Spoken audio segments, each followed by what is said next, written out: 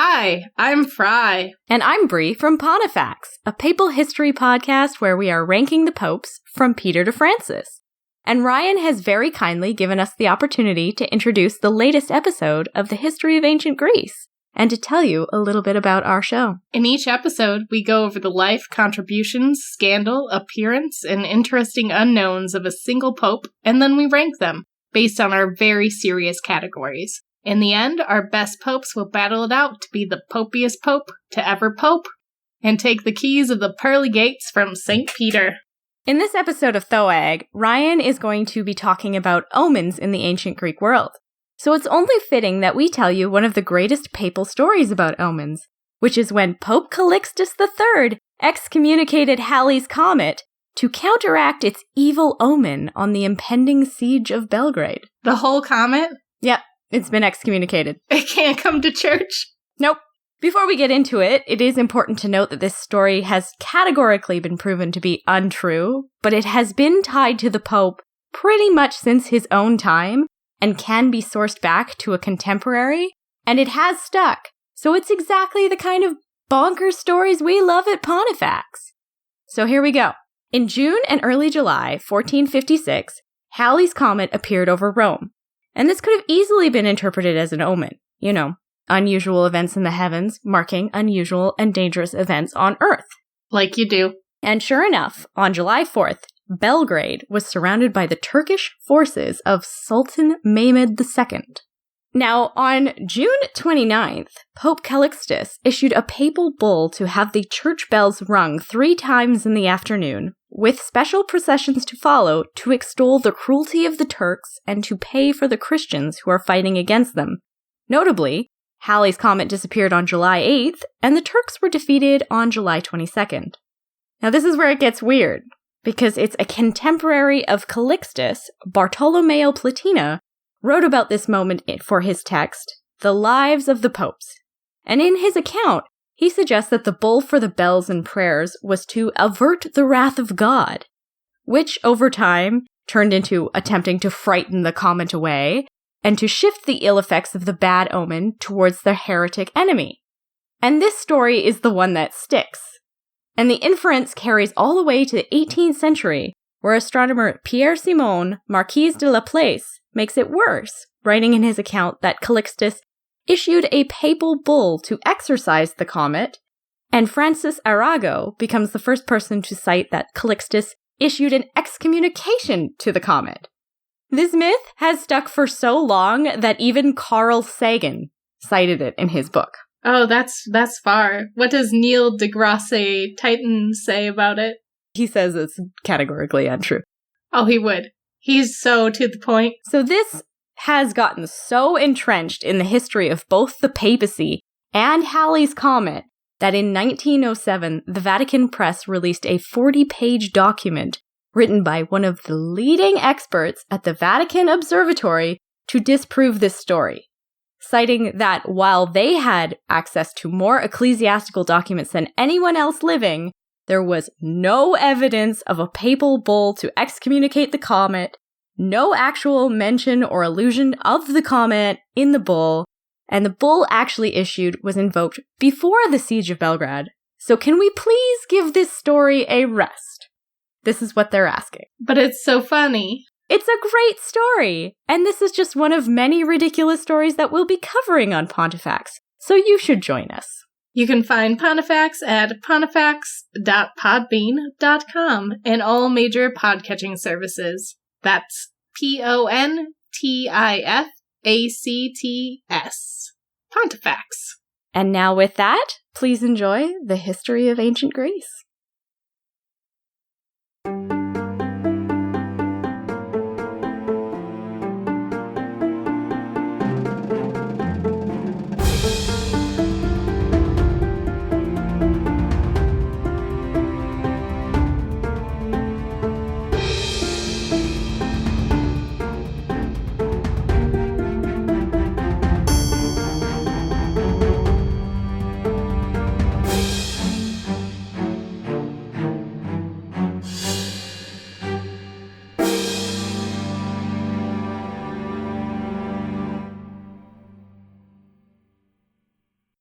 Hello, my name's Ryan Stitt, and welcome back to the History of Ancient Greece.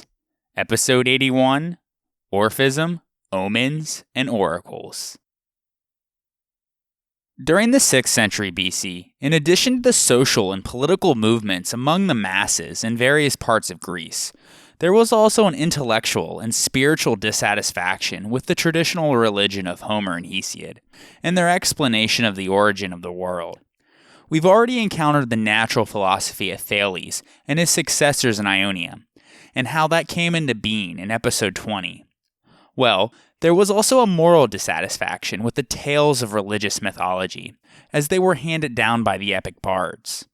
And this led to many interpreting and modifying various aspects of the gods, in order to make them conform to ethical ideals. Further than this, life was hard, particularly for the unprivileged masses, and so the ancient Greeks increasingly began to feel a craving for a better existence after death, an intense curiosity about the world of the shades, and a desire for personal contact with the supernatural. Both the scientific and the religious movements have the same objective, to solve the mystery of existence, but the religious craving demanded a short road and immediate satisfaction. This craving thus led to the propagation of 3 new popular religious cults, where Attica became its most active center. We already discussed the first 2, the cult of Dionysus in episode 55, and the Eleusinian Mysteries in episode 62. Well, the other one yet to be discussed is Orphism, or the Orphic Mysteries. Based partly on the wild Thracian worship of Dionysus, this religion was called Orphic after the legendary Greek hero Orpheus, who tradition says was also born in Thrace, and who founded the Bacchic rites. Orphism exercised a deep influence over not only the people at large, but even the thinkers of Greece, and Orphic teachers devised an elaborate theology of their own, a special doctrine with peculiar rites and rules of conduct, but also including many of the old traditional beliefs. The Orphic religion thus can be described as being based on 3 institutions: the worship of Dionysus, the Eleusinian Mysteries connected with the gods of the underworld, and the itinerant seers. But these 3 in their own right also acquired new significance in the light of Orphic theology. Orpheus was said to be the son of a Thracian king named Oeagrus, as well as Calliope, who was one of the Muses. In particular, she was the muse who presides over eloquence and epic poetry, and who Hesiod and Ovid labeled as the chief of all the Muses.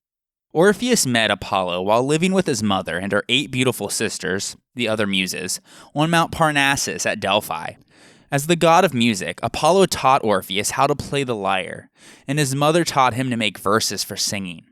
Although he was a pupil of Apollo, he also was a devotee of Dionysus and his worship. He comes from Thrace in northern Greece, and thus is often depicted wearing the more exotic clothes of those people. According to the traditional stories, he was so marvelous as a musician that when he sang and played his lyre, the wild Thracians became gentle as they listened to him, and even trees uprooted and rivers and stones came to listen to his music.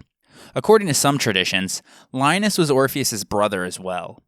Some ancient authors even suggest that Apollo was the father of both, and not Oeagrus.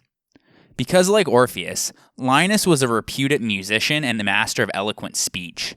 He was regarded as the first leader of lyric song, and was the music teacher whom the teenage Heracles later killed out of frustration, as we discussed in episode 47. Orpheus had many adventures in his early days. In particular, he joined the Argonauts on their voyage to retrieve the Golden Fleece, and supposedly, with his music, he was able to calm the waves in a storm and calm the crew whenever they became unruly. Some versions of the myth say that it was Orpheus who lulled the dragon to sleep so that Jason could grab the Golden Fleece, and not Medea with her magic. Also, when the Argonauts were sailing by the Sirens, whose beautiful voices lured passing sailors to come to them, which resulted in the crashing of their ships into the rocky islands, Orpheus drew his lyre and sang even more beautifully, thus drowning out the Sirens' bewitching songs and keeping the men at their oars. On his return to Thrace, he lived in a cave and spent his time taming the countryside with his music. This shows that the Greeks connected a knowledge of music with the very existence of social order. It controls the passions, pleases the gods, requires discipline, and therefore was a fitting pursuit for young men in the city. It also shows that the Greeks believed the people of Thrace were barbarians who needed to be introduced to order and civilization. Orpheus was set to marry a girl whom he loved passionately, whose name was Eurydice. But when the wedding day came, many dreadful things happened. Hymen, or Hymenios, was one of the winged love gods, called the Erotes, and was the god of marriage feasts and songs. In particular, the songs sung during the procession of the bride to the groom's house. And so, although the god Hymen came to the wedding, which was always a good sign, he couldn't keep a sacred wedding torch lit. No matter how much he shook it and tried to light it, it just produced a smoke that irritated the eyes of the guests and made them cry. This was obviously an ominous sign, and on that very day, Eurydice was assaulted and pursued through the meadows by Aristeus, who lusted after her greatly. He was the husband of Autonoe, and the father of Actaeon from the royal house of Thebes. These family connections, it should be noted, bring Orpheus into even closer contact with the stories of Dionysus. Other sources say that it was a satyr. Regardless, in Eurydice's haste to escape Aristeus, she ran through a nest of poisonous snakes. One of them bit her on the heel, and she died almost immediately from its venom. Her body was discovered by Orpheus, and he was so overwhelmed with inconsolable grief that he ceased to sing and play his music, but moped around in silence. Finally, when he did play, it was such sad and mournful songs that all of the nymphs and gods wept.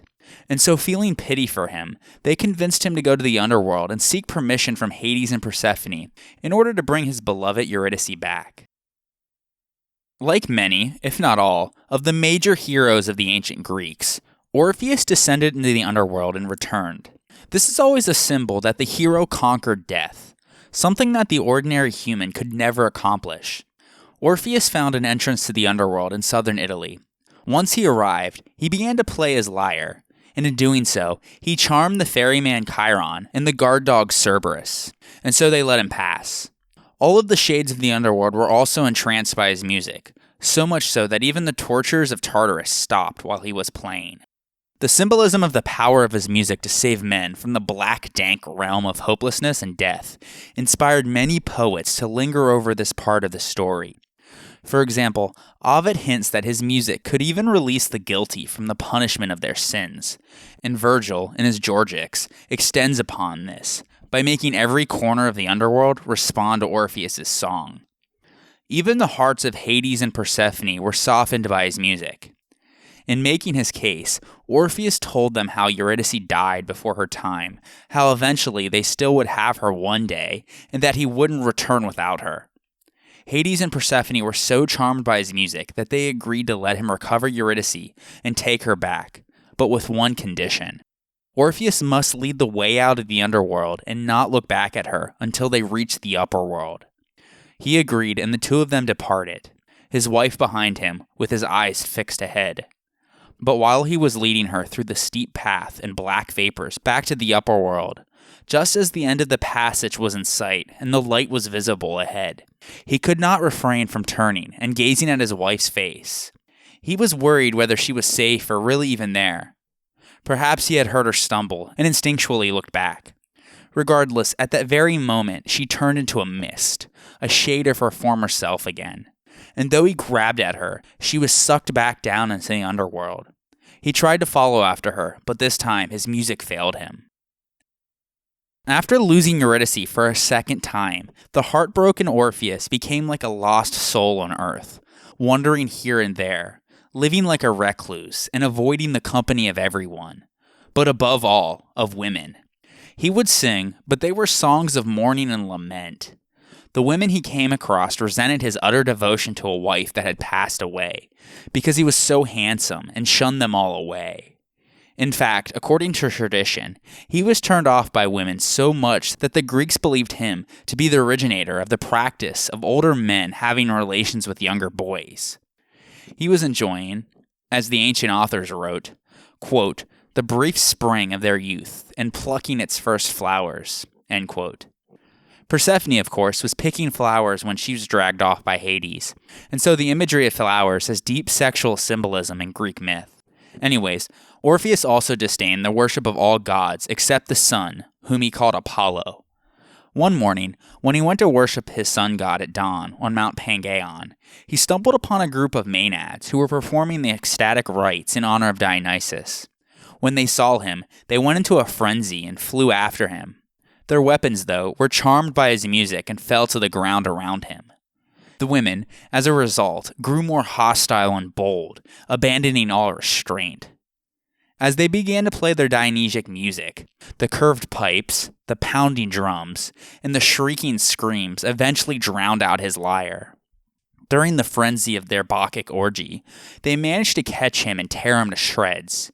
In fact, there seems to be some confusion between this story and that of Pentheus, who saw the rites of Dionysus and was torn apart also. Some authors have Dionysus angry at Orpheus as well, first for rejecting him and then for spying on his worshippers, but others have him punishing the Maenads for harming his devotee. In either case, as the Maenads tore him apart, his head rolled down the hill into the river Hebrus and was washed down to the Aegean, rolling this way and that, and constantly crying out for Eurydice. There, the winds and waves carried him eventually to the island of Lesbos, where the people buried it, erecting a shrine and an oracle to this detached talking head. In addition to the people of Lesbos, Greeks from Ionia and Aetolia consulted this oracle, and his reputation spread even as far as Babylon. From then onwards, the lesbians became great poets. Remember Sappho? The Muses are said to have gathered his fragments and buried them at Dion, near Mount Olympus, where a nightingale sang over his tomb. His lyre was placed in the heavens by Zeus as a constellation and a favor to Calliope. Orpheus' soul returned to the underworld, where he was reunited at last with his beloved Eurydice. There are many ways to understand and interpret the Orpheus myth. One part of the story that especially drew attention from ancient writers was his exit from the underworld, where he lost his wife for a second time. This episode was significant because in doing so, Orpheus witnessed the process of regeneration, and so he knew and saw too much. It is for this reason, probably, that Orpheus became a fitting figure to build a cult around. We don't know how it began, but by the 6th century BC, the name of Orpheus was at the center of a set of religious beliefs and practices called Orphism. He wasn't mentioned in Homer and Hesiod, but first appears in a fragment by the lyric poet Ibycus. Most ancient sources accepted his historical existence, with Aristotle being the lone exception. Orphics also revered Persephone, who annually descended into the underworld for a season and then returned, and Dionysus, who also descended and returned just once. Apollodorus, for example, states that Orpheus invented the mysteries of Dionysus.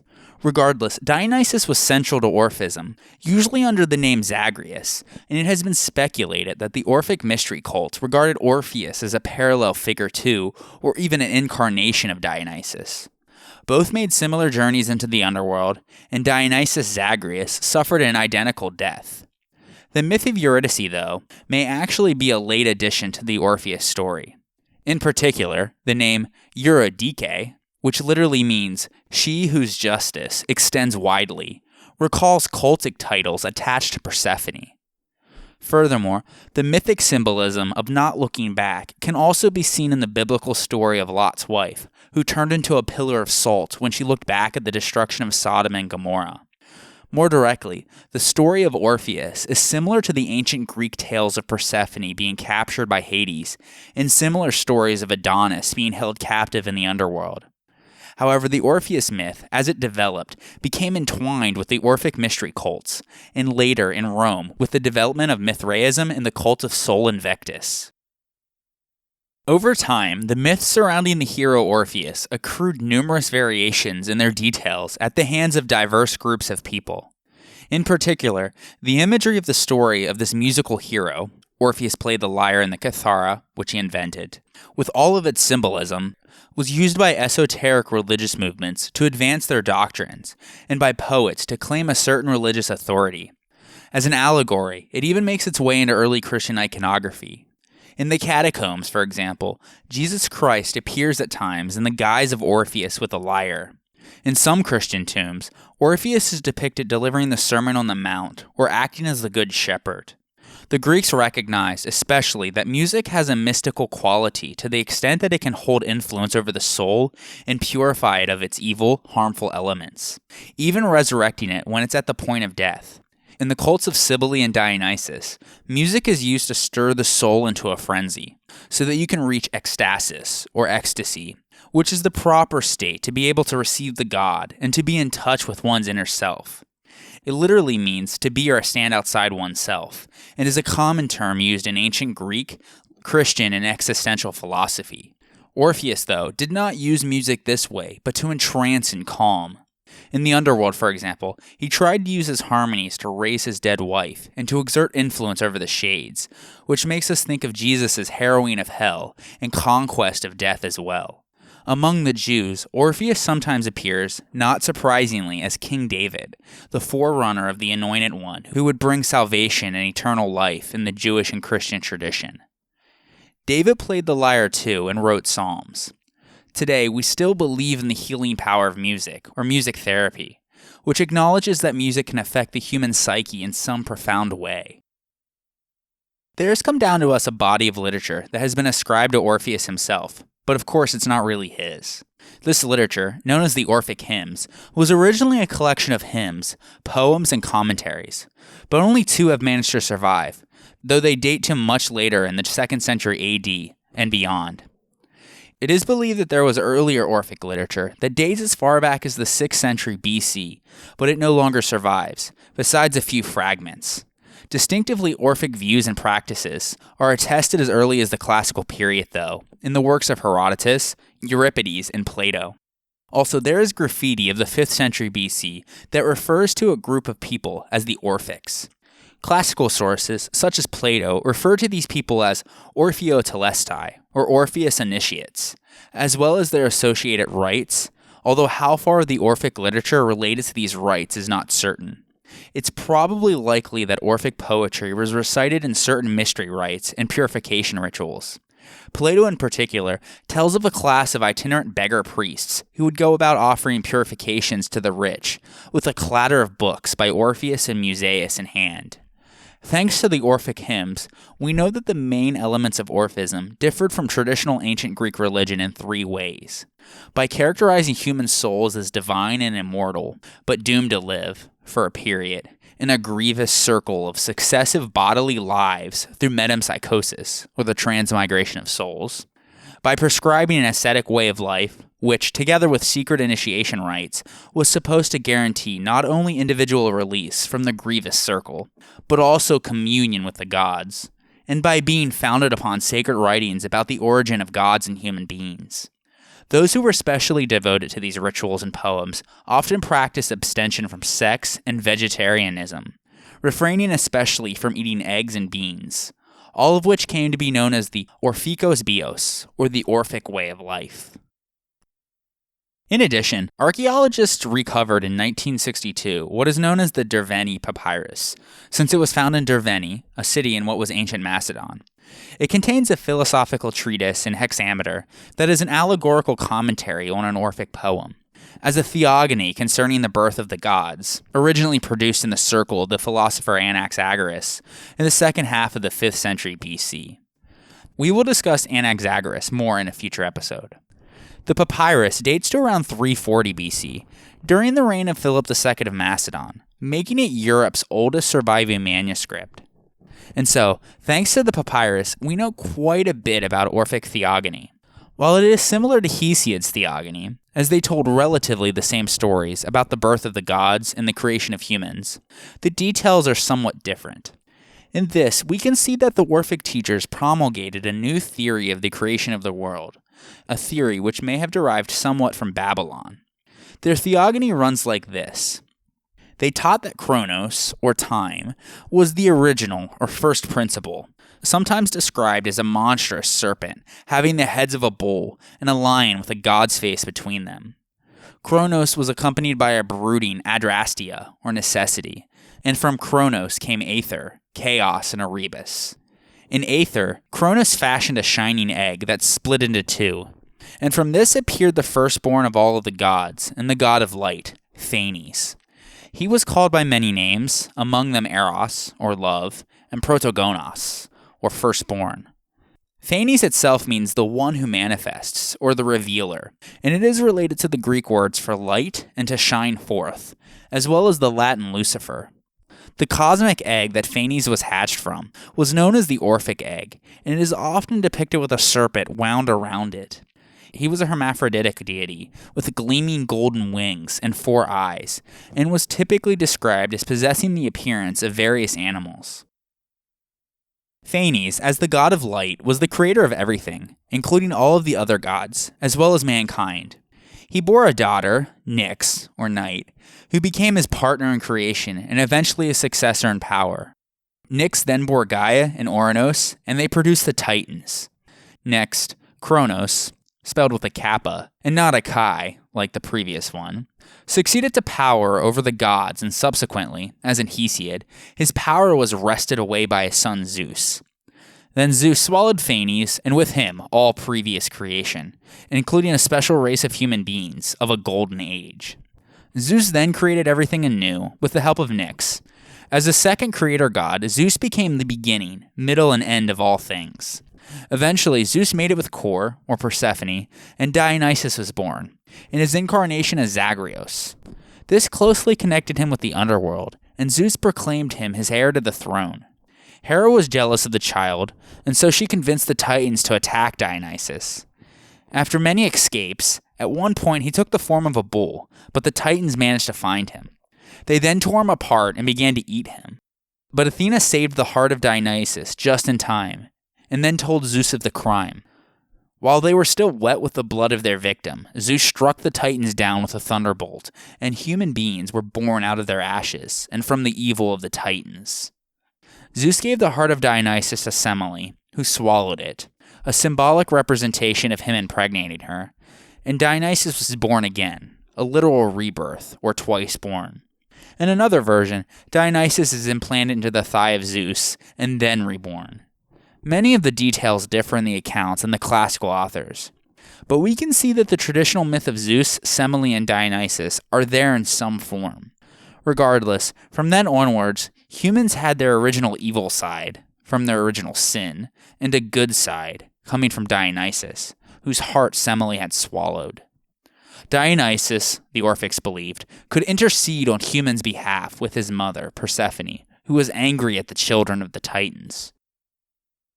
The motive of the myth is to awaken in the human soul a consciousness of its divine origin and help it on its way back to the divine state. The soul of man, the Dionysus part, is therefore divine, but the body, the Titan part, holds the soul in bondage. For the Orphics, the goal was to try to purify oneself of one's Titan, meaning his or her monstrous self, in favor of one's Dionysic self. This ultimately required several lifetimes and steps of purity, reincarnation, special incantations, and charms, before you are ready to escape the cycle and live in the Isle of the Blessed with the other pure souls. In the intervals between these incarnations, which recur at fixed times, the soul exists in the kingdom of Hades. To attain a final deliverance, you must live ascetically to rules which the Orphics prescribed, and be initiated into the orgies of Dionysus. Since the Orphics taught a life of asceticism, or self-denial, this eventually led them to be ridiculed. Included was vegetarianism, as they emphasized the sanctity of life, and the need to keep yourself free of blood and murder, because of the transmigration of souls. After all, that cow you might be eating could have been a person in their former life. They dressed in white and practiced frequent ceremonies of purifications. They professed a creed and taught the doctrine of judgment after death, with rewards and punishments in Hades, according to one's deeds in the body. And as in the Eleusinian mysteries, initiation into Orphic mysteries promise advantages in the afterlife. And so the Orphics believed that they were reintroducing the Thracian version of Dionysus into Greece, who to them now seemed almost like another god compared to the Dionysus who had been Hellenized and sobered since his admission into the society of the Greek gods of Olympus. They adopted and developed the ideas of the Eleusinian mysteries, and in a poem on the descent of Orpheus into Hades, they described the geography of the underworld. They also aspired to take the place of the old prophets and purifiers, and they sought out and collected the oracles which those prophets had disseminated. Their doctrines were published in poems which were intended to supersede the Theogony of Hesiod, and the surviving fragments of these works arguably show more poetical power than the compositions of the successors of Homer. The Orphic religion found a welcome home at Athens and was encouraged by Pisistratus and his sons. In particular, Onomacritus, who was one of the most eminent Orphic teachers and the supposed author of a poem on the rites of initiation, was held in high esteem and had great influence at the court of the tyrants. If you recall, we mentioned in episode 26 how he was said to have taken part in preparing an official edition of Homer's epic poems, in which it was suspected that he and his collaborators inserted lines that had not previously been there.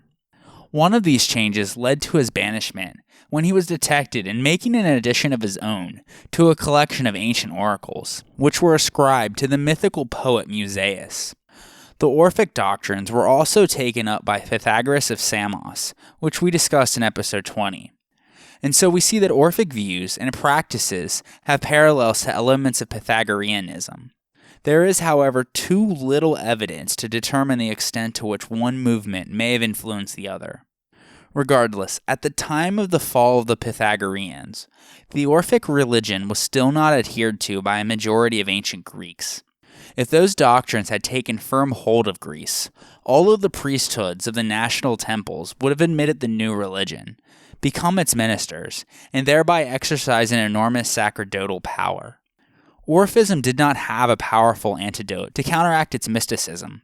Even small as it was, they exercised a permanent influence, stimulating the imagination of poets like Aeschylus and Pindar, and diffusing a vivid picture of the world of Hades, which has affected all subsequent literature.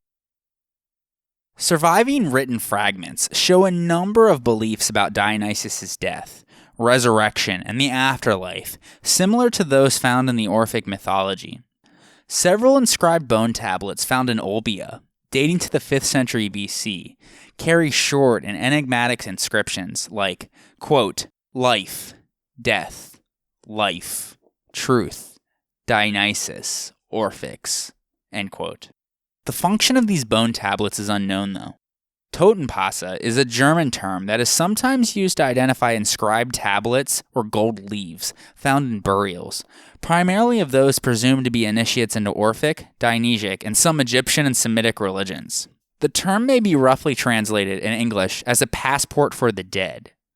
The so-called Orphic prayer tablets are perhaps the best-known example of these, and they have been found in graves from Thurii, Hipponium, Thessaly, and Crete, dating to the 4th century BC and after. In particular, the burial site of a woman in Thessaly, dating to the late 4th century BC, yielded a pair in the form of thin gold-leafed sheets. They are now housed at the Getty Museum in Los Angeles. Although the term leaf to describe metal foil is a modern metaphorical usage, these were, in this case, cut in the shape of leaves, probably meant to represent ivy, while most totenpasse are rectangular. The Greek lettering is not inscribed in regular lines, as it is done so on the rectangular tablets, but rambles here to fit the shape. The leaves are paper thin and small, measuring roughly 1 by 1.5 inches. In general, totenpasse were placed on or near the body, or they were rolled and inserted into a capsule, often worn around the neck as an amulet. In this particular case, they had been arranged symmetrically on the woman's chest, with her lips sealed by a gold coin, or Chiron's oval, that pays the ferryman of the dead for passage. This particular coin depicted the head of a gorgon. Also placed in the tomb was a terracotta figurine of a Maenad, one of the ecstatic women in the retinue of Dionysus. The inscriptions on totenpasse instruct the initiate on how to navigate the afterlife, including directions for avoiding hazards in the landscape of the dead, and formulaic responses to the underworld judges. Although these thin tablets are often highly fragmentary, collectively, when they are synthesized, they present a shared scenario of the passage into the afterlife. When the deceased arrives in the underworld, they are expected to confront obstacles. They must not drink from the river Lethe, or forgetfulness, but from mnemosune, or memory. They are provided with formulaic expressions with which to present themselves to the guardians of the afterlife. One example states, quote, "I am a son of earth and starry sky. I am parched with thirst and am dying, but quickly grant me cold water from the lake of memory to drink." End quote. Although the meandering and fragile text poses difficulties, the inscriptions appear to speak of the unity of life and death, and of rebirth, possibly in divine form. One tablet offers instructions for the deceased when standing before and addressing the rulers of the underworld. Quote, "Now you have died, and now you have come into being, O thrice happy one, on this same day. Tell Persephone that the Bacchic one himself released you." End quote. Melinoe is a chthonic nymph or goddess who was invoked in the so-called Orphic Hymn of Melinoe. Her name also appears on a metal tablet in association with her mother, Persephone. She was said to be the daughter of Persephone and Zeus Chthonios, whose identity is ambiguous, because in the Orphic hymns it is either representative of another name for Hades or Zeus in a chthonic aspect. In fact, Hades and Zeus were, at times, syncretized with each other. The Orphics in particular believe that Zeus and Hades were the same deity, and thus Zeus was portrayed as having an incarnation in the underworld, identifying him as literally being Hades, which leads to Zeus and Hades essentially being two representations and different facets of the same god, and so an extended divine power. The Orphic hymn to Melinoe also references this by mentioning that Persephone was impregnated upon the bed of Zeus Cronion in the underworld by the river Cocytus. The hymn regarding Zeus taking on the form of Pluton, or Hades, before impregnating Persephone could very well be related to the very nature of the way the gods were portrayed and worshipped in the Orphic religion, as well as an explanation for why both Hades and Zeus are considered to be the father of Melinoe. Melinoe was said to be born at the mouth of the Cocytus, one of the rivers of the underworld, where Hermes was stationed in his underworld aspect of Psychopompos. Melinoe is also described in the invocation of the Orphic hymn as krokopeplos, or clad in saffron, an epithet in ancient Greek poetry that was common for moon goddesses, such as Hekate. According to the Orphic hymn, Melinoe has the power to bring nightmares and can drive mortals insane. The purpose of the hymn is to placate her by showing that the Orphic initiates understand and respect her nature, thereby averting the harm that she has the capacity for causing. We discussed last episode how the ancient Greeks similarly placated Hekate. In fact, in the hymn, Melinoe has characteristics that seem similar to Hekate and the Erinyes, and the name Melinoe is sometimes thought to be an epithet of Hekate. Melinoe's connections to Hekate and Hermes suggest that she exercised her power in the realm of the soul's passage, and in that function, she may be compared to the torchbearer Euboleus in the Eleusinian Mysteries. And now, let us take a short break for a word from our sponsors. The History of Ancient Greece is sponsored by the CLNS Media Network, and today's episode is brought to you by ZipRecruiter. You know what's not smart? Job sites that overwhelm you with tons of the wrong resumes. But you know what is smart? ZipRecruiter.com/Greece. Unlike other job sites, ZipRecruiter doesn't wait for candidates to find you. ZipRecruiter finds them for you.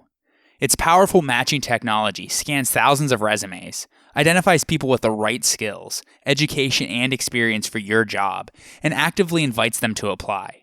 So you get qualified candidates fast.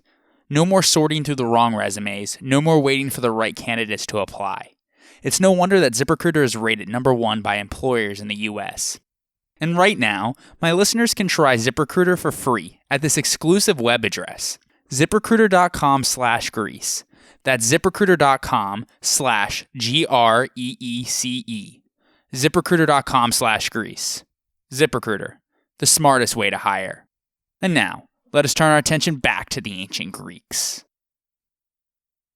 Magic and the mysteries were a rather private, individual way of getting in close touch with the gods. But in general, the most common way of discovering the will of the gods was through prophetic means. Divination, or mantike techne, is the skill or art of interpreting divine signs or omens, usually in the form of bird signs, but also animal entrails from sacrifices, dreams, oracles, and other various methods thought to be sent by the gods to communicate their will. The fact that oinos, the Greek word for omen, is derived from the word for bird, shows how important birds were in this respect. Plutarch later, in his treatise titled On the Intelligence of Animals, writes, quote, "One large, well-known and ancient part of prophecy is bird lore. For their sharp perception and quickness in reacting to whatever they see means that the god can use them as his agents. He directs their movements, their cries, and their twitterings, which, like winds, can sometimes be contrary, sometimes favorable, to check or to encourage men's activities and initiatives. That is why Euripides calls birds in general the messengers of the gods." End quote. Two other highly regarded sources for omens were the entrails of sacrificial animals and dreams. But any slightly odd happening could be taken as an omen, such as a sneeze, a word taken out of context, thunder, or an eclipse. What was needed was correct interpretation of the omen. Some things were obvious and anybody could interpret them. For example, omens on the right were lucky and those on the left were bad. But some were harder, and so there were prophets or seers called a mantis, who built up a reputation for skill in explaining omens, and were said to be divinely inspired by Apollo. An individual or community would consult a seer regarding a situation or problem, much in the same way as one consults a doctor. Seers were especially active in times of war, and they regularly accompanied armies on campaigns. Military seers generally divined by means of animal sacrifice. Such a sacrifice before battle, called sphagia, was performed by cutting the animal's throat and observing its last movements and the flow of its blood. The flesh of the victim was not to be eaten, though. In a non-battle situation, divination was done by examining the victim's liver, after which the meat was allowed to be consumed. On the other hand, oracles were thought to be portals through which the gods spoke directly to people. In this sense, they were different from the mantes, or seers, who interpreted signs believed to be sent from the gods. An oracle was a person considered to be inspired by the gods in providing predictions of the future. The word oracle comes from the Latin verb orare, meaning to speak, and properly refers to the priest or priestess uttering the prediction. In its extended use, the word oracle may also refer to the site of the oracle and to the oracular utterances themselves, which were called kresmoi in Greek. We will discuss famous oracles in more detail very shortly. Of all the gods of Mount Olympus, Apollo was the principal god of prophecy, and as such, he had many adherents in Greek myth. A famous case was Tiresias, the son of a shepherd named Avaris, and the nymph Chariclo, who herself was a devotee of Athena. Tiresias was a priest of Zeus, and as a young man, while traveling, he encountered two snakes mating on a roadway, and so he hit them with a stick. As a result, he was transformed into a woman. And as a woman, Tiresias then slightly altered his religious role by becoming a priestess of Hera. He, or I guess she, even married and had children, including a daughter named Manto. After 7 years as a woman, Tiresias again came across two mating snakes. According to Hyginus, she trampled on them and became a man once more. At some point later, as a result of his and her experiences, Zeus and Hera asked Tiresias to settle the question of which sex, male or female, experienced more pleasure during intercourse. Naturally, Zeus claimed that it was women, and Hera claimed it was men. When Tiresias sided with Zeus, an enraged Hera struck him blind. Since Zeus could not undo what she had done, in return, he gave him the gift of foresight and a lifespan of 7 generations. An alternative and less commonly told story was that Tiresias stumbled upon Athena while she was bathing, and thus he saw the virgin goddess naked. Enraged, she struck him blind to ensure that he would never again see what man was not intended to see. His mother Chariclo, who was one of her devotees, begged her to undo her curse, but it was already final. So in return, the blind Tiresias was given a special gift of prophecy to foretell the future. How Tiresias obtained his information varied, though. Sometimes, like the oracles, he would receive visions, while other times, he would listen for the songs of birds, meaning augury, or be given descriptions of other people's dreams or images that appeared within the fire or smoke of burnt offerings, and then he interpreted them. However, it was his ability to communicate with the dead, or necromancy, that he relied upon the most. Tiresias' pronouncements were always given in short maxims that were often cryptic, but never wrong. Like most oracles, he was generally extremely reluctant to offer the whole of what he saw in his visions. Thanks to the gift of an extended life that he was given by Zeus, the blind seer Tiresias participated fully in 7 generations in Thebes, beginning as an advisor to the city's founder Cadmus, all the way to the story of the Epigoni, who successfully took the city a generation before the Trojan War. And so he was in the backdrop of all of the tragic Theban plays from the classical period, which we discussed in episode 51. In Sophocles' Oedipus the King, the playwright makes it known the huge role that the blind seer had when he writes that Tiresias is the one prophet, quote, who stands nearest to the Lord Phoebus Apollo in divination, end quote. Tiresias died after drinking tainted water from the Tilphusus spring, where he was struck by an arrow of Apollo, because it was his time to finally die. His shade descended to the Asphodel Meadows, the first level of Hades. After his death, he was visited in the underworld by Odysseus, found in Book 9 of Homer's Odyssey, whom he gave valuable advice concerning the rest of his journey, such as how to get past Scylla and Charybdis and not to eat the cattle of Helios on Thrinacia. Advice which Odysseus' men did not follow, which led to them getting killed by Zeus' thunderbolts during a storm. Mopsus was a celebrated seer and diviner and was the son of Manto, a daughter of Tiresias, which would make him Tiresias' grandson, who because of Tiresias' long lifespan, flourished at the same time as his grandfather. Greeks of the classical age accepted Mopsus as a historical figure, though the anecdotes concerning him often bridge legend and myth. In fact, his unerring wisdom and discernment gave rise to the ancient Greek proverb, more certain than Mopsus. He distinguished himself at the siege of Thebes, but he was held in particular veneration at the court of Amphilochus, in Colophon, and at Claros, which he founded, on the Ionian coast of Asia Minor, which was adjacent to Caria. There will be more on Claros shortly.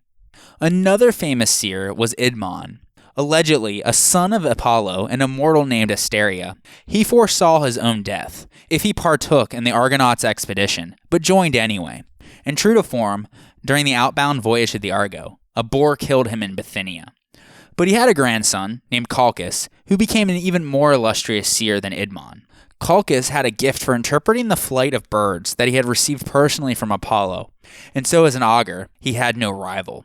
He also interpreted the entrails of the enemy during the tide of battle. In fact, it was Chalcias who had prophesied that in order for Agamemnon to gain the favorable wind needed to deploy the fleet of Greek ships that mustered in Aulis on their way to Troy, he would need to sacrifice his daughter Iphigenia to appease Artemis, whom he had offended for killing one of her sacred deer. He also prophesied that Troy would be sacked in the 10th year of the war. Homer in the Iliad writes that Chalcias was such a man that, quote, past, present, and future held no secrets for him. It was his second sight, a gift he owed to Apollo that had guided the Achaean fleet to Troy, end quote. Also in the Iliad, Chalcias told the Greeks that the captive Chryseis must be returned to her father Chryseis in order to get Apollo to stop the plague that he had sent as a punishment. This triggered the quarrel of Achilles and Agamemnon, the main theme of the Iliad. In Quintus of Smyrna's Post-Homerica, Chalcias told the Argives that the city could more easily be taken by strategy than by force, and so he endorsed Odysseus' suggestion that the Trojan horse would effectively infiltrate the city of Troy.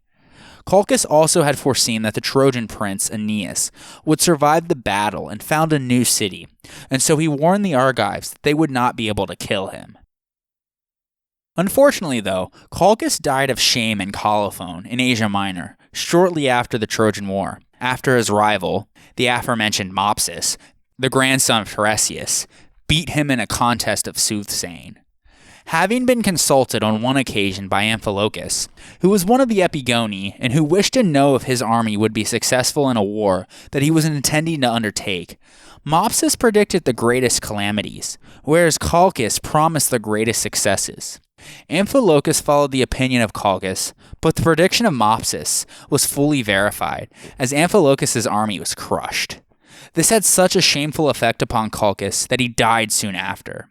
In another version, the two soothsayers, jealous of each other's fame, came to a different trial of their skill in divination. Chalcias first asked Mopsus how many figs a neighboring tree could bear, to which Mopsus replied with 10,001. The figs were then gathered, and his answer was found to be true.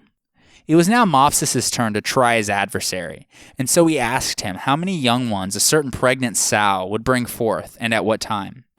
Chalcias confessed his inability to answer, whereupon Mopsus declared that she would be delivered on the next day, and would bring forth 10 young ones, of which only one would be a male. The following day saw the veracity of his prediction proved, and Chalcias died through the grief which his defeat produced.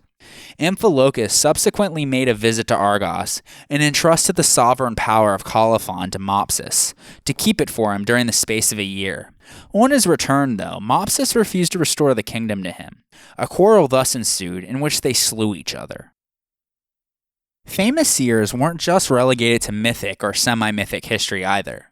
For example, in historical times, Lampon had a great reputation as a seer.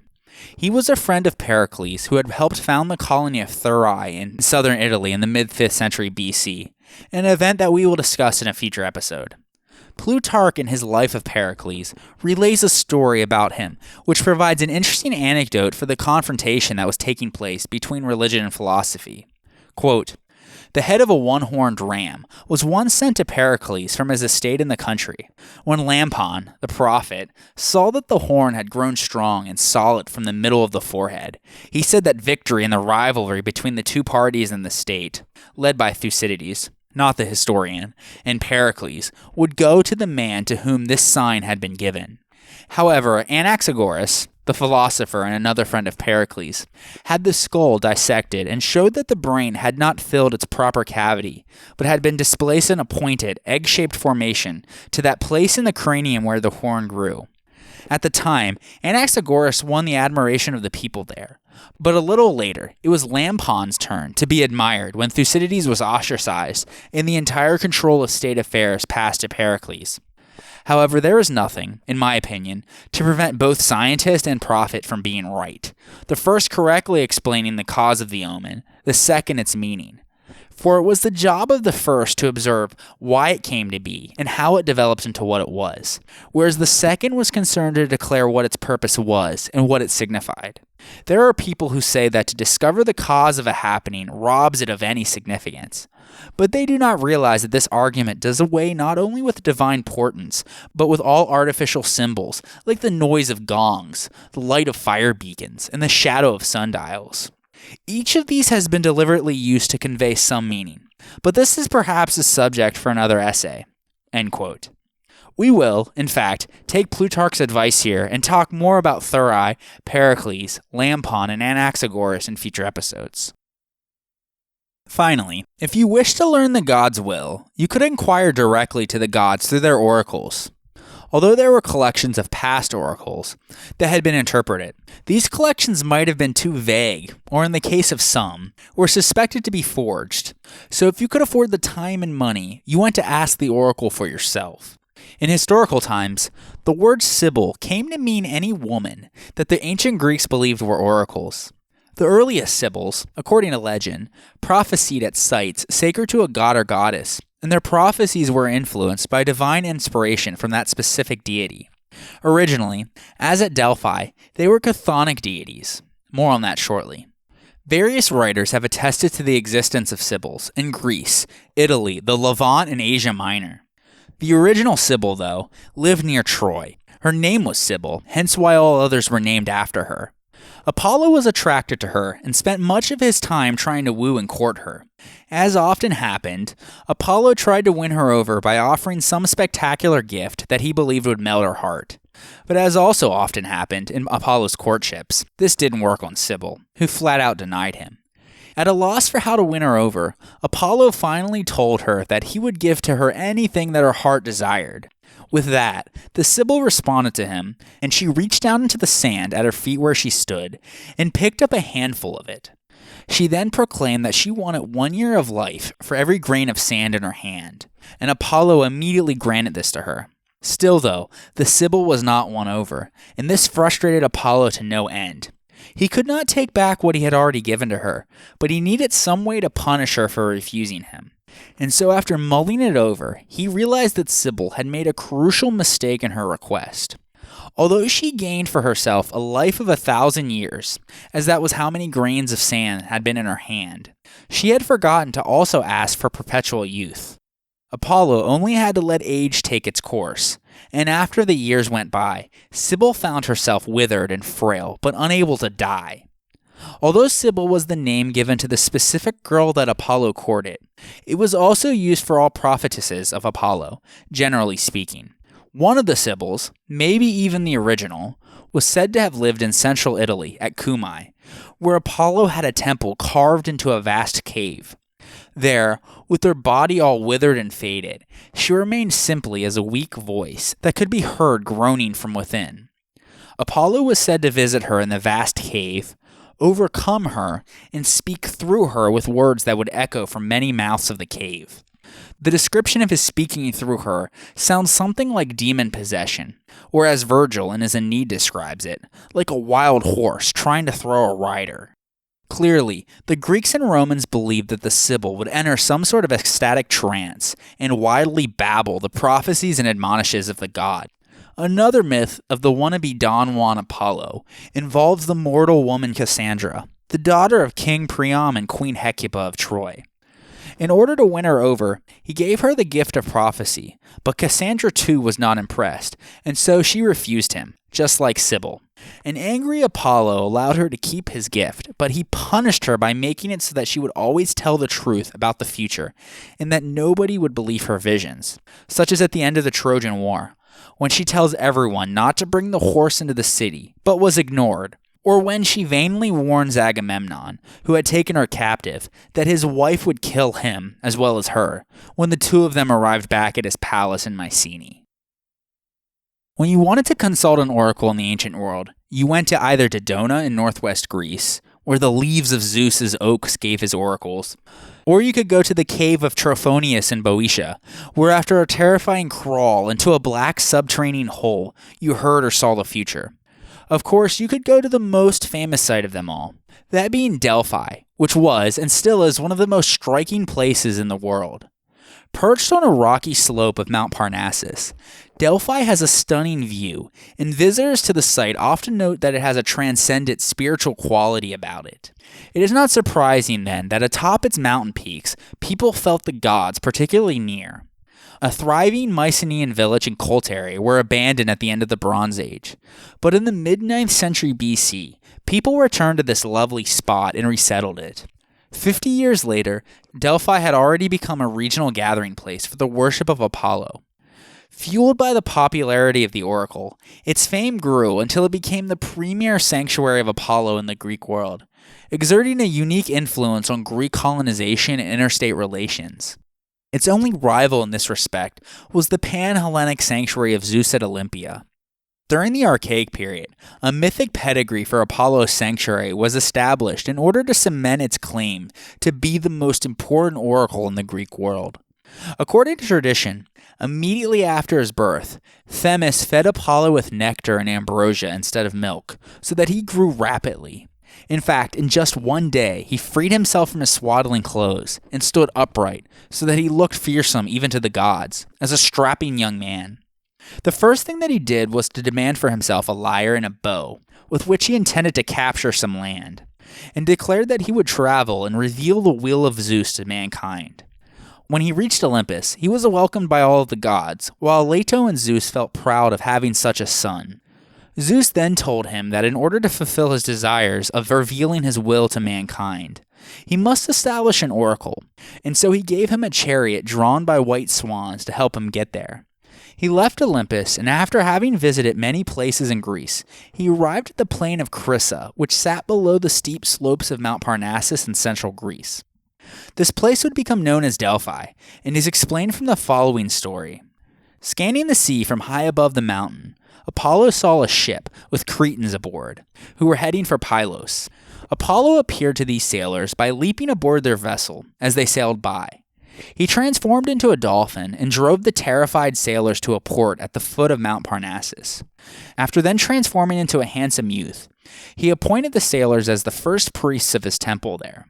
This etymology of the word Delphi, as coming from the Greek word Delphus, or dolphin, is certainly a late addition to explain the name of the town and Apollo's epithet, Delphinios. It is more likely, though, that Apollo's function of bringing young men into society reminded the Greeks of the social habits of dolphins. And dolphins are so called because the root meaning of Delphus in Greek is womb, since they among the fish of the sea are mammals and have a womb. If that is the real origin of Delphi and Delphinius, then perhaps the words recall the Greeks' perceived designation of Delphi as the omphalos, or navel of the world. The omphalos is said to be the stone that Kronos swallowed instead of a baby Zeus and then threw up when he was given an emetic by Metis, before Zeus led his charge against his father in the Titanomachy. It still supposedly resides in Delphi, marking the city as the center of the world. The story goes that Zeus found this center by finding two eagles of equal speed and released them at the ends of the earth to see where they met each other, and they crossed paths at Delphi. According to Aeschylus in his play The Eumenides, before Apollo's arrival, Delphi was already sacred as a place of prophecy for Gaia, where Sibyl used to stand on a stone and give prophecies. Although Gaia did have older oracles, like the one at Olympia, the lack of archaeological or literary evidence for Gaia's presence at Delphi before the 5th century BC makes it difficult to accept the historicity of this tradition. Regardless, the Homeric hymn to Apollo gives the foundation legend for the sanctuary, telling how the god battled a huge serpent, later known as the Python, for possession of the site. Some scholars have argued that the myth represents Apollo as a northern Dorian intruder. His arrival at the site must have occurred during the so-called Dark Ages that followed the decline of the Mycenaean civilization, and his conflict with the older Gaia, or Mother Earth, was represented by the legend of his slaying her daughter, the serpent Python. And so it represents the capturing of the Hellenes of a pre-Hellenic shrine. Other scholars have described the myth as an allegory for the dispersal of the fogs and clouds of vapor which arrive from ponds and marshes, represented by Python, who lived at the center of the earth, by the rays of the sun, representative by the arrows of Apollo, who, as we will discuss on the next episode, will come to be known as a sun god.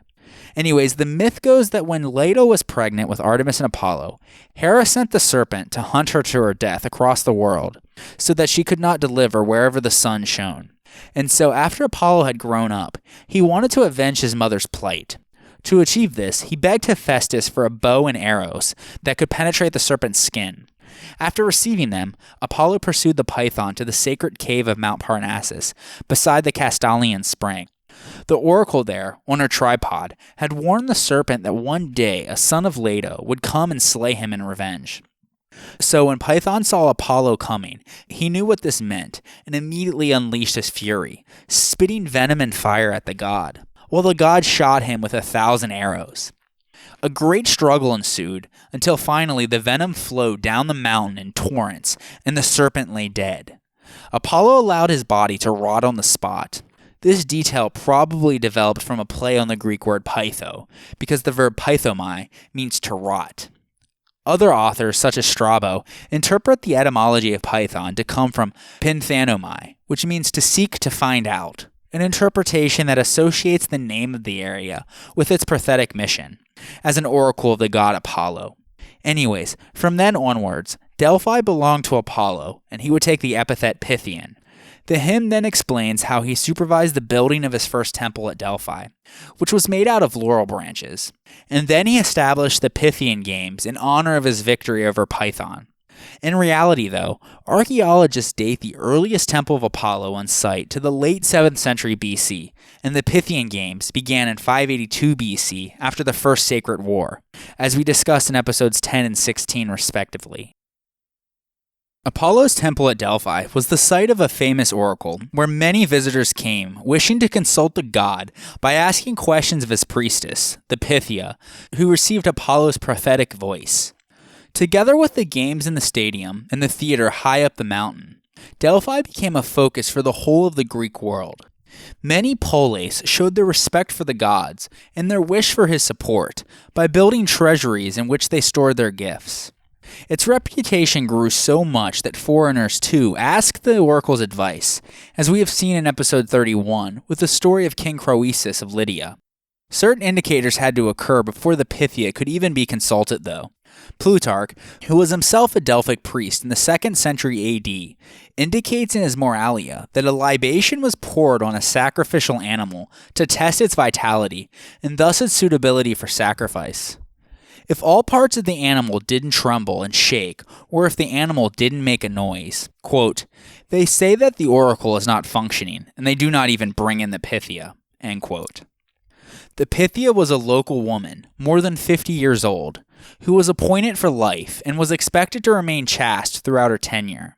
Before she delivered a prophecy, the Pythia purified herself with water from the nearby Castalian spring, which sat at the base of Mount Parnassus. This spring was named after the nymph Castalia, who had jumped into it at one point to flee from Apollo, when he was aggressively pursuing her, another one of his forlorn courtships that didn't go quite as planned. As a result, water from the Castalian spring was considered sacred, and it was used to clean the Delphian temples and to inspire the Pythia. In the last oracle ever given, it is mentioned that the water which could speak has been lost forever. Anyways, after purifying herself in the sacred spring, the Pythia then burned laurel leaves and barley meal on the altar of Apollo's temple, before she climbed up inside and entered the inner room of the temple and sat on a covered tripod cauldron, clutching a branch of the burnt laurel in her mouth, which was Apollo's sacred symbol. We will discuss the importance of the laurel tree very shortly. There, the Pythia received the questions of the petitioners and then experienced a form of religious ecstasy. Plato describes her as being obsessed by mania, or frenzy. It was probably the influence of Dionysic worship that induced the Delphic god to give his oracles through the mouth of a woman who was cast into a state of divine frenzy.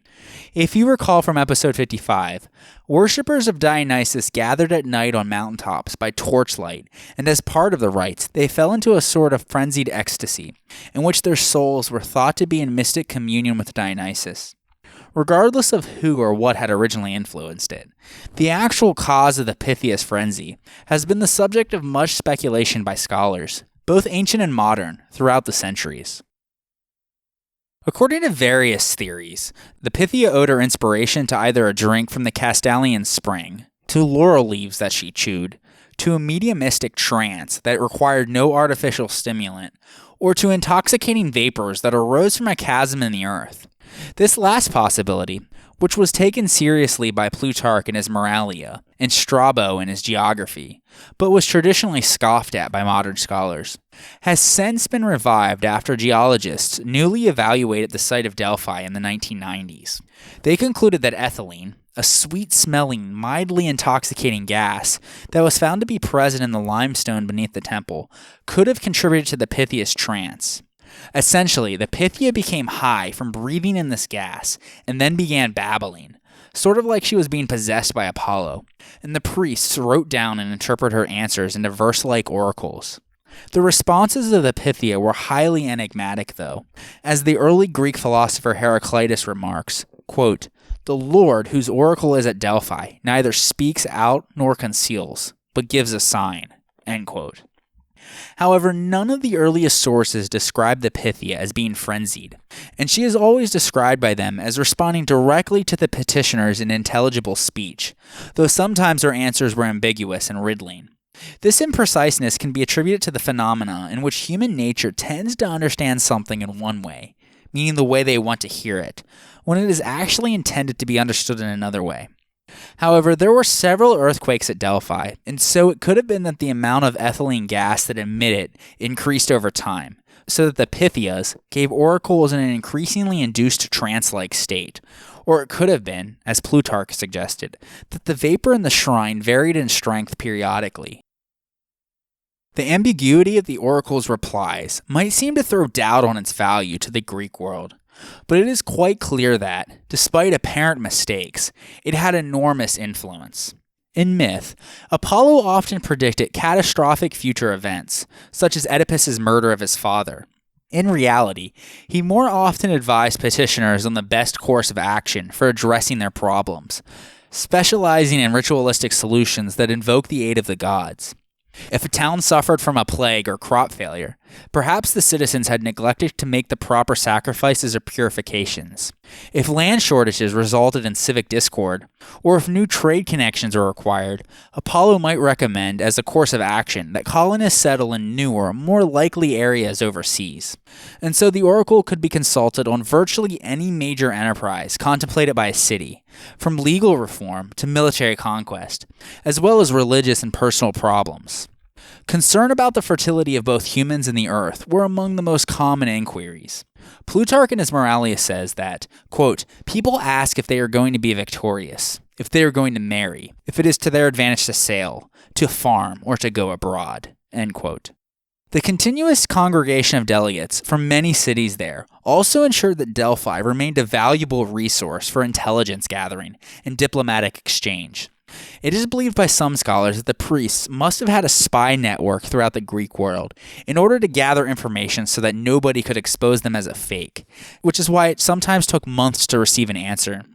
The political importance of Delphi thus meant that it must not be under the control of any one state. And after a series of sacred wars, the sanctuary was placed under the supervision of a federation of local states known as the Delphic Amphictyony. Furthermore, the Pythia only made prophecies 1 day per month, on the 7th, a day sacred to Apollo, and during the 9-month season, when Apollo was believed to be in residence. He was absent during the winter, when he was said to be visiting the Hyperboreans. There will be more on why the 7th is sacred to Apollo and the Hyperboreans on the next episode.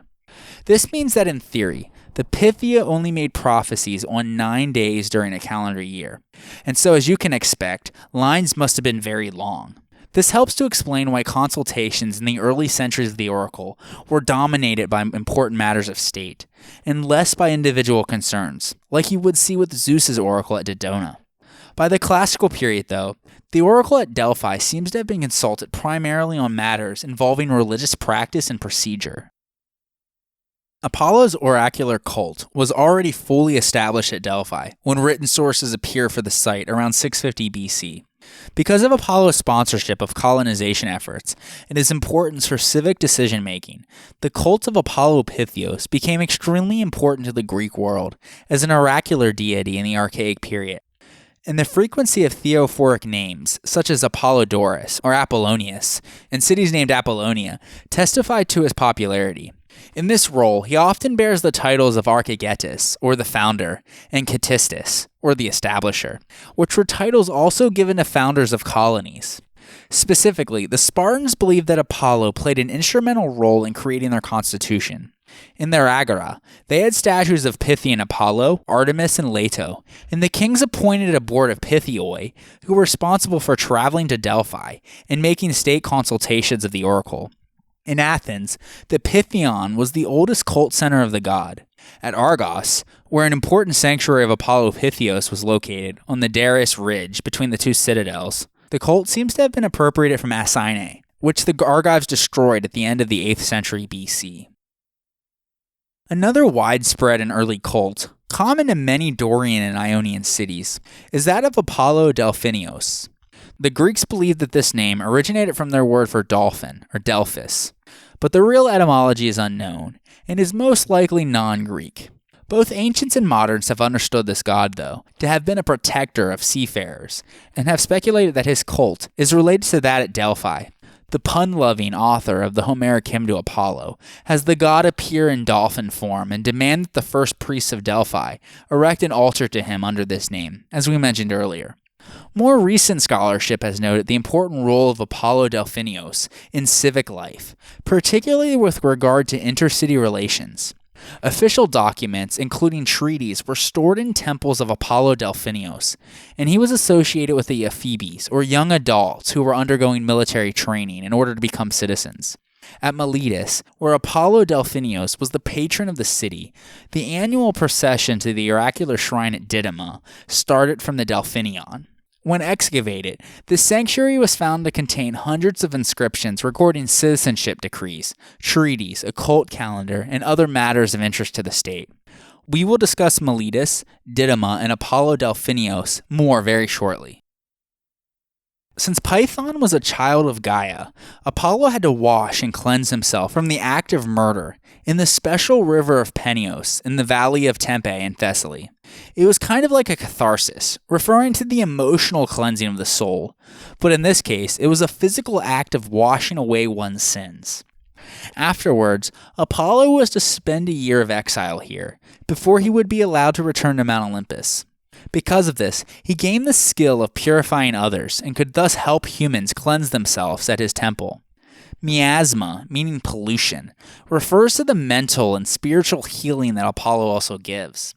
This is similar to purification, which is something that Apollo has had to do many times, for he committed many transgressions.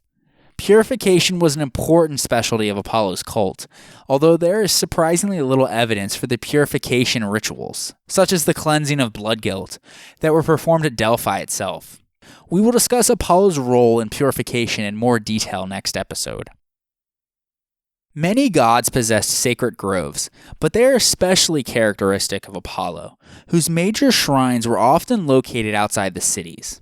Apollo's special tree was the Daphne, or laurel, and he was worshipped particularly in central Greece as Apollo Daphnephoros, or the laurel carrier. The laurel had a purifying effect because of its sweet, aromatic leaves, and in Euripides' Ion, we hear how the titled character, who was an orphan raised at Delphi, sweeps the temple entrance and hangs up garlands of laurel branches every morning. Processions of laurel carriers may have even served a similar purpose of purification long before the advent of Apollo's cultic worship in Greece. Just like with his association with Delphi, a myth was constructed to explain Apollo's connection with the laurel. During his year of ritual cleansing, Apollo came across a forest nymph named Daphne, who was the daughter of the river god Peneus. She had spurned all suitors and took a vow of chastity, preferring instead to participate in woodland sports and wandering about in the forest. This amorous vignette was retold by many Hellenistic and Roman authors and has inspired many ancient and Renaissance artists. According to Ovid, Apollo had been making fun of Eros, the Roman Cupid, on account of his little bow and arrow, boasting that his bow was bigger and his arrows were more powerful. So the insulted god of love prepared 2 arrows, one of gold and one of lead. He shot Apollo with his golden arrow, causing him to fall madly in love with Daphne. Simultaneously, Cupid shot Daphne with the lead arrow, instilling in her a repulsion for Apollo. Having fallen completely smitten for her, Apollo aggressively pursued after Daphne. She ran from him, and he chased her for days.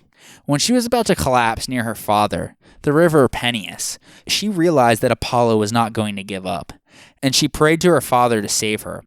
Her father took pity on her and turned her into a laurel tree, hence why the Greek word for it is Daphne. Apollo hugged the tree, and in spite of Daphne's rejection, he vowed to love her and keep her close to him forever. True to his word, he took a laurel branch and wrapped it around his head, and henceforth it became his special symbol.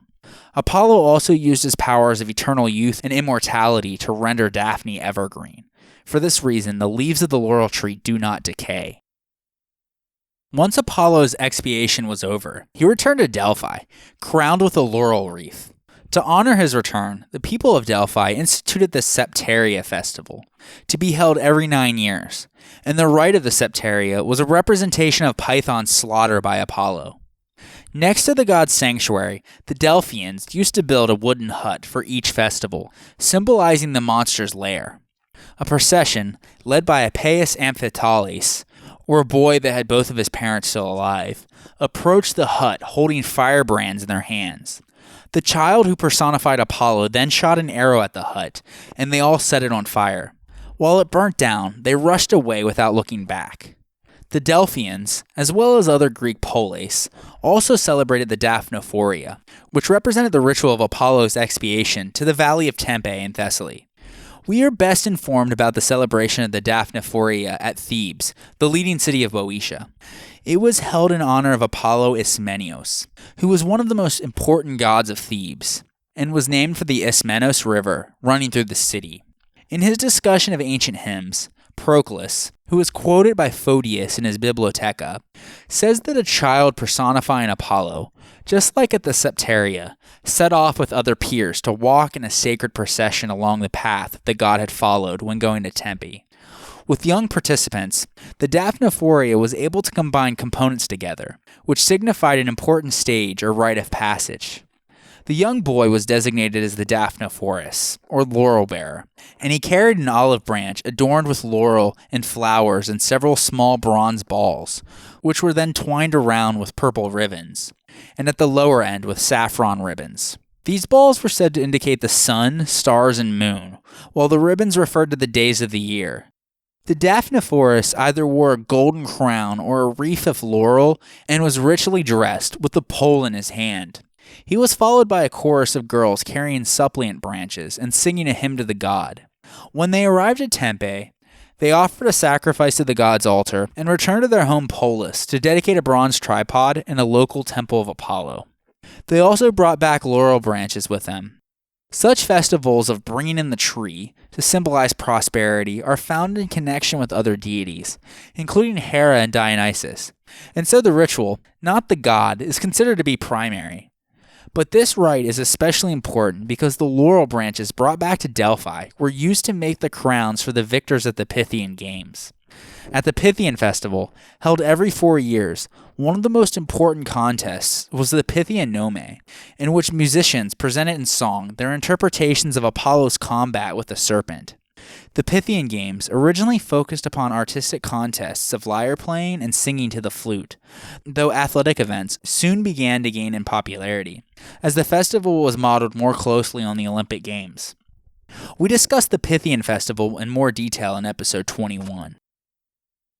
The oldest temple, probably dedicated to Apollo Ismenios at Thebes, was built in the 9th century BC, and it seems that it was a curvy linear building. A Doric temple was built in the early 7th century BC, but only some small parts have been found. Visitors to the temple of Apollo Ismenios at Thebes would have been impressed by the numerous dedications of tripods, including one of gold that was dedicated by Croesus of Lydia. Others were reputed to date to the Heroic Age. Writing in the 5th century BC, Herodotus attributed some of the tripods he saw to the time of King Oedipus. He says that they were inscribed with Cadmean letters, a reference to the Phoenician immigrant Cadmus, who according to tradition had settled in Thebes, founded the city, and brought with him the alphabet. Regardless of what Herodotus may have thought, these tripods were probably early gifts to the sanctuary, which was founded at the end of the 8th century BC. Other tripods were dedicated by youths after they served as Daphnephorai. Apollo's oracles here were delivered through omens, as priests observed sacrificial animals burning in the flames on the altar. A number of subsidiary heroes and heroines were venerated at the Ismenion as well, including Taneros, who in myth was the first seer at the shrine. He was a son of Apollo and an Ocean nymph named Melia. Apollo had other oracles on the Greek mainland. Yet the majority of Apollo's shrines there were not oracular. Either that or their oracles faded because they could not sustain competition with Delphi. One district with a strong independent oracular tradition, though, was Boeotia, where the sanctuary of Apollo Ptois thrived in spite of its relative proximity to Delphi. The hero Ptois, named for the triple-peaked Mount Ptoon, may have preceded Apollo as the resident deity of the sanctuary. Its most prosperous period began in the late 7th century BC, when kuroi became fashionable dedications. As typical archaic gifts to the gods, these stiffly frontal, sculpted nude youths made especially appropriate votives for Apollo, himself a divine kuros, or youth. We discussed these quite a bit in episode 17. About 100 kuroi were dedicated during the 7th and 6th centuries BC and discovered in the excavation of the site, providing a treasure trove for the study of archaic sculpture. The sanctuary even attracted attention outside Boeotia, particularly from the neighboring Athenians. Visitors included Hipparchus, a son of the Athenian tyrant Pisistratus, who left an inscribed dedication. Herodotus gives us our only account of the oracular procedure in his story of a foreigner named Mis, who consulted the oracle during the Persian Wars. As soon as Mis entered the shrine, the male prophet shocked the Greeks who were present by uttering words that they could not understand. But Mis declared that the oracle was responding in his own language, that being Carian, and left satisfied. Some heroes were clearly local deities who were absorbed into this category as the pantheon of major Greek gods crystallized. For example, both Amphieros and Trophonios, possessed prophetic powers, which was unusual for Greek heroes and which hints at their former divine status. Amphiaraos, the Argive seer who fought as one of the 7 against Thebes, was swallowed into a chasm as he fled the battle in his chariot. Thereafter, he lived beneath the earth, still practicing the profession of a seer through the medium of an oracular priestess. According to Herodotus, his oracle at or near Thebes was well known by the late Archaic period. Though he was a former enemy, Amphiaraos became a benefactor of Thebes, following a common cultic pattern according to which hostile heroic figures were reconciled through worship and appeasement.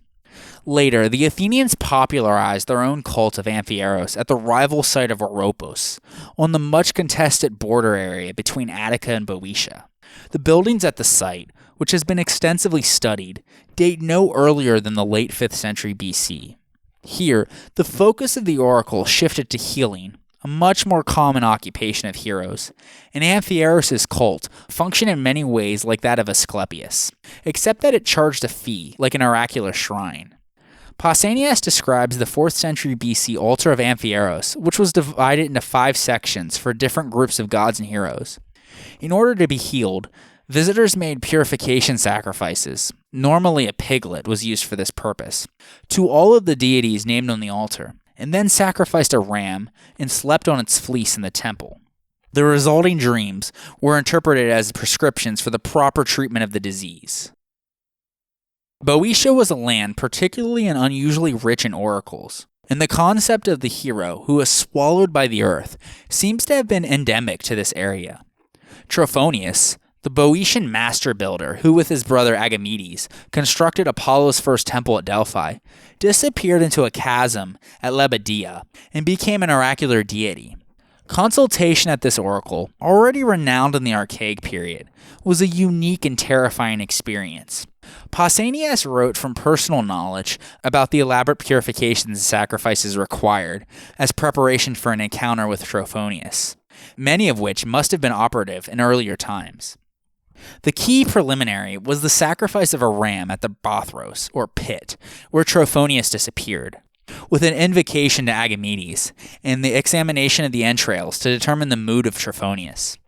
Another archaic feature was the statue of Trophonius attributed to Daedalus, which was revealed only to those about to consult the oracle. Those who received acceptable omens climbed into a man-made subterranean chamber and poised themselves at a small opening in the floor, carrying honey cakes as a gift. They were sucked down into the second place by unknown means, where they came into personal contact with the divine power. Eventually, they were expelled by the same route, dazed and disoriented. Whatever they saw or heard, they were required to record on wooden tablets. In the time of Pausanias, it is clear that consultation of Trophonius was similar to initiation into one of the mystery cults, but in the Archaic period, it may have been more narrowly focused on pragmatic or oracular responses. Another mainland oracle of Apollo was the sanctuary of Apollo Abeos at Abai in the northeastern corner of Phocis. It too was famous in antiquity, as it was consulted by foreign leaders, including Croesus of Lydia and the Persian general Mardonius. It was rich in treasures, but was destroyed by the Persians in the 5th century BC, and the second time by the Boeotians in the 4th century BC. It remained in a ruined state until it was restored by the Roman Emperor Hadrian in the 2nd century AD. And another one, at the Argive shrine of Apollo Pythias, a female prophet gave oracles after tasting the blood of a sacrificed female sheep. Yet these sanctuaries in the Greek mainland were atypical. In the Greek colonies of Asia Minor, though, the situation was reversed, as the entire Aegean coastline was dotted with oracular shrines to Apollo.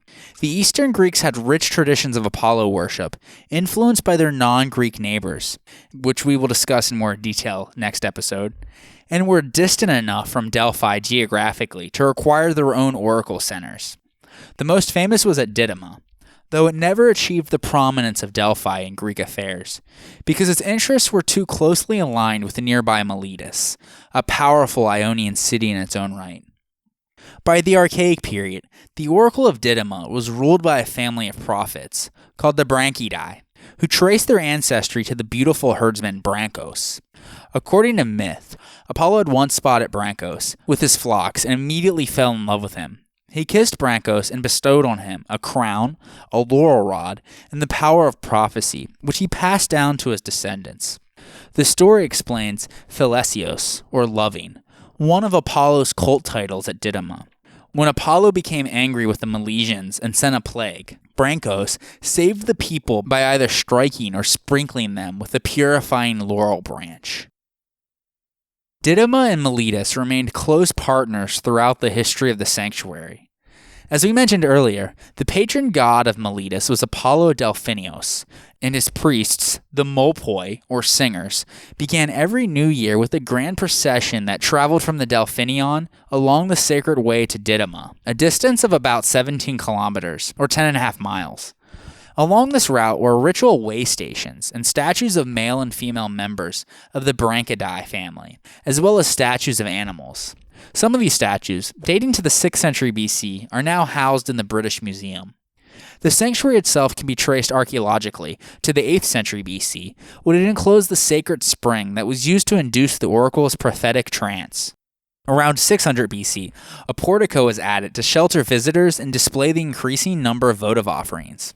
These included the pharaoh Necho's gift of a royal garment, worn at his victory over Josiah, king of Judah, in the Battle of Megiddo in 609 BC.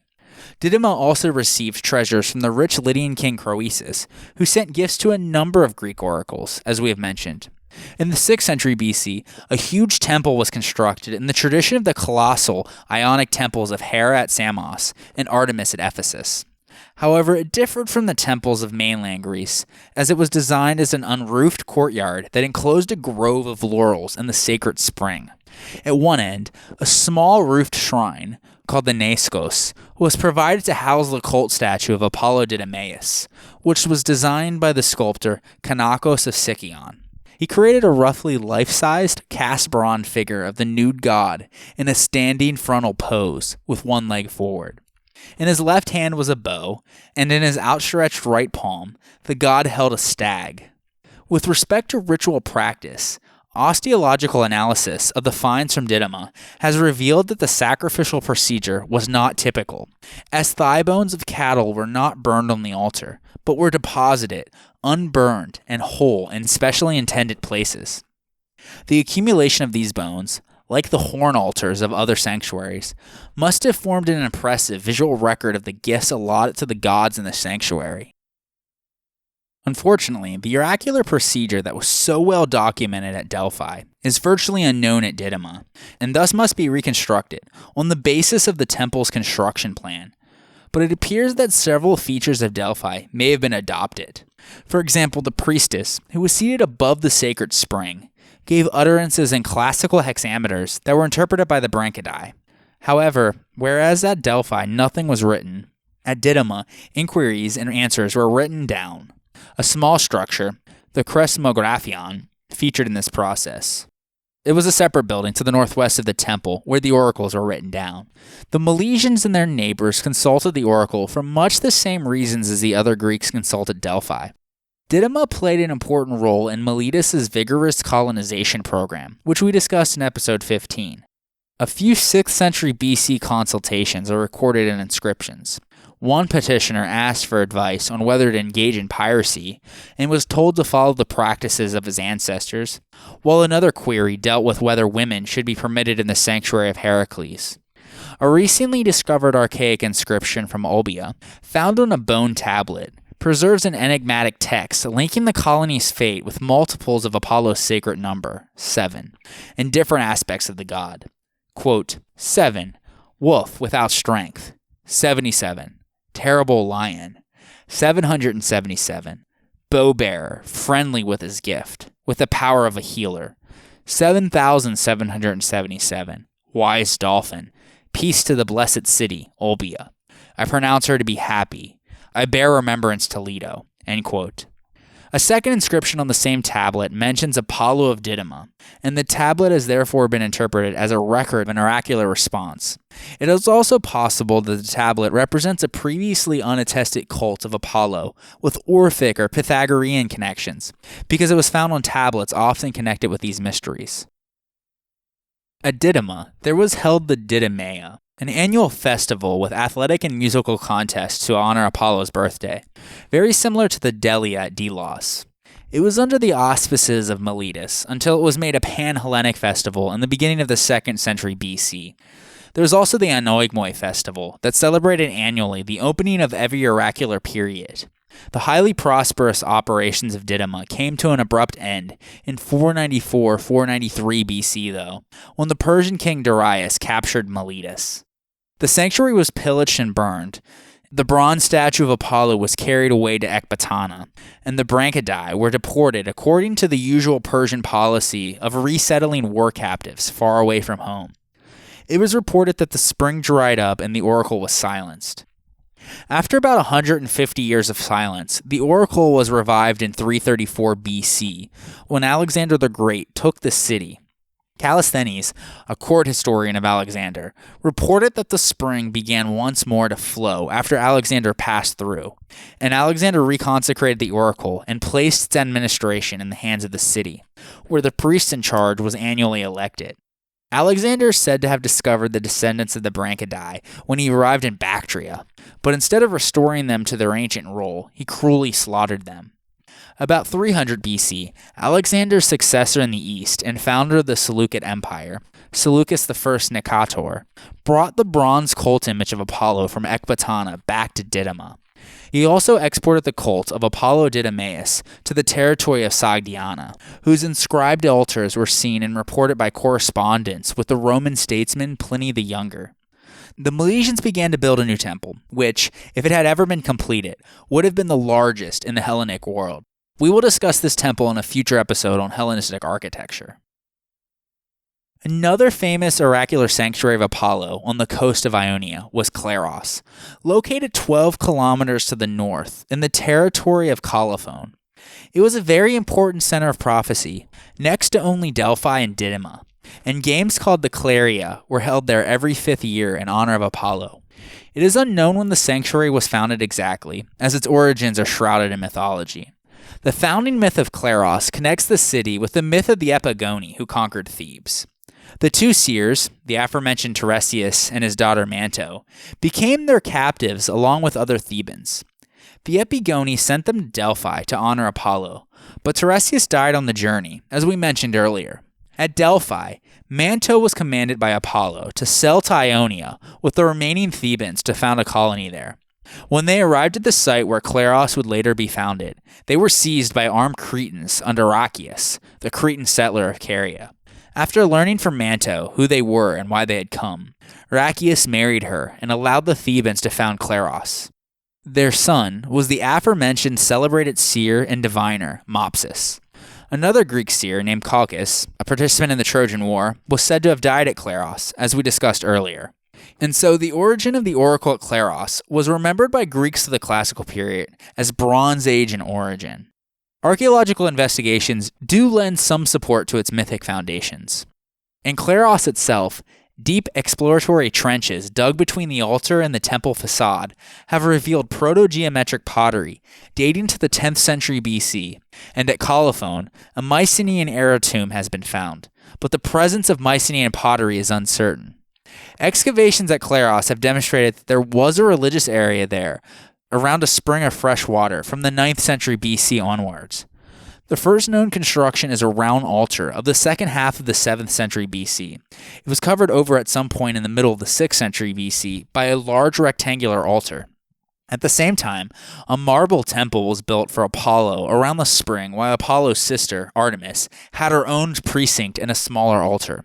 Next to it were found the bases of 2 chori, one of which is preserved. The head is missing. There were at least 4 statues of Kuroi dedicated to Apollo. 3 of them, which are incomplete, have been found. Very few changes occurred in the sanctuary between the 6th and the end of the 4th century BC, though. At that time, a new layout of the sacred area was conceived, with monuments on a larger scale. We will also talk about the site of Claros more when we cover the Hellenistic period. Despite all of these sites that proclaim to be giving the will of Apollo, there of course were doubters.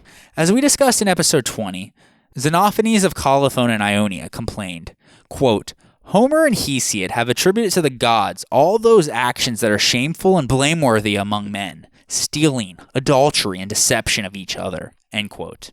He pointed out that men make gods in their own image, saying that, quote, the Ethiopians say their gods are snub-nosed and black, while the Thracians think theirs are blue-eyed and red-haired, end quote. And that, quote, if cattle and horses and lions had hands and could draw and make things like men, horses would draw their gods in the shape of horses, and cattle theirs in the shape of cattle, end quote. Lucian, a later novelist and a writer of science fiction, one of whose books is called Voyage to the Moon, laughed at the traditional ideas about the gods in a comic speech he puts into the mouth of Zeus. Quote, Apollo, too, has taken on a dreadful job. He is practically deafened by people disturbing him with demands for prophecies. One minute he has to be in Delphi. The next he rushes over to Colophon, goes on from there to Xanthos, then off to full speed to Delos or Didyma. In fact, whatever the priestess, after drinking from the holy spring and chewing laurel leaves, writhes about on her tripod and calls on him to appear, he must immediately and with no delay present himself and spin out oracles, or disgrace the whole profession, end quote. Furthermore, Euripides too doubted whether any god could have ordered a son to kill his mother, as according to the myth, Apollo did to Orestes. Solon too wrote that no divination by birds or sacrificial offering would ever ward off what is destined to be. But these were the doubts of a relatively few writers and poets. They were probably shared by other educated people who turned to philosophy for an understanding of the universe and man's place in it. But gods and oracles, mysteries, and omens went on in the ordinary people's belief and were absorbed by the Romans into their religious thought. On the next episode, we turn our attention fully to Apollo, who was not only a god of prophecy, but has been variously recognized as a god of music, truth, knowledge, healing, the sun and light, medicine and plague, poetry, and much more. He was one of the most widely worshipped deities in the Greek world, and he's the last deity whose cult, myths, and iconography we have yet to discuss for the classical period. So join me next time on the History of Ancient Greece, Episode 81, The Leader of the Muses.